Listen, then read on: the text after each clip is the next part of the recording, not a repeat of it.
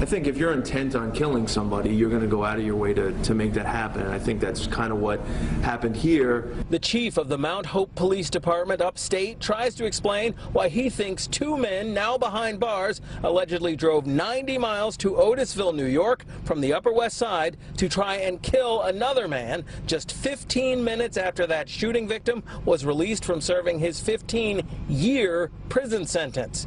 These men, Jerome Mack and Edgar Wilson, both 35 years old, reportedly drove up to the state prison in Otisville yesterday morning, where 33-year-old Devon Simmons was finally walking out of state prison. He knew Wilson, who surprised him by pulling up in a white Hyundai Sonata like this one. The driver appeared to be alone.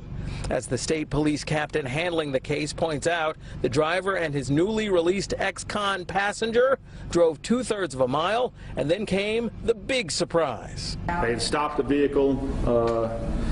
Wilson had indicated he had to relieve himself. They both got out of the vehicle, and at that point, Mack made his entrance.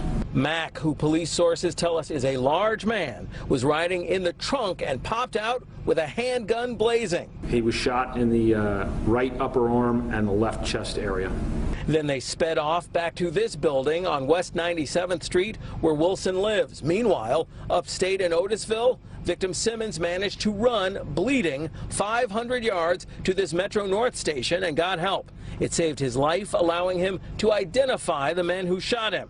As this crime scene tape on the Upper West Side shows, cops were able to nab both suspects at Wilson's building. People there told us that police searched the entire building but got their guys. Quite an ending for what appeared to be a long-standing grudge. According to cops, the shooting victim, Simmons, and one of the alleged shooters had a long-standing dispute from back when both of them had been in prison years ago. Well, now both alleged shooters are behind bars and will not get out until their trial. Neither was granted bail. Meanwhile, the shooting victim is expected to make a full recovery.